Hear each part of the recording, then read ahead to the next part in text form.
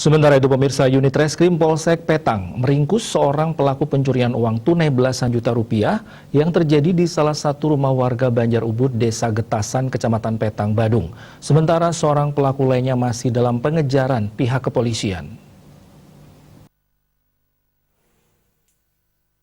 Unit Reskrim Polsek Petang berhasil meringkus Koiri asal Pegayaman, Sukesadu, Buleleng. Ia melakukan pencurian bersama teman sekampungnya berinisial ZR yang kini masih DPO. Aksi pencurian menyasar salah satu rumah warga di Banjar Ubud, Desa Getasan, Petang, Badung.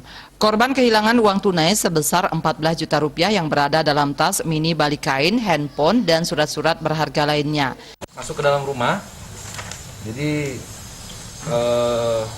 barang-barang yang diambil ini ada di dalam kamar, dan pelaku masuk ke dalam kamar tersebut untuk mengambil tas ya. Jadi uang dan handphone itu ada di dalam tas. Pelaku Koiri mengaku diajak temannya ZR melakukan pencurian. Pelaku dijemput ZR menuju rumah korban dengan menggunakan sebuah sepeda motor. Melihat pintu kamar terbuka, pelaku masuk ke dalam kamar dan mengambil tas yang berisi uang tunai, 3 buah HP, dan perhiasan emas. Selanjutnya pelaku kabur ke Buleleng dan membagi hasil curian. Ray Swantara, Bali TV.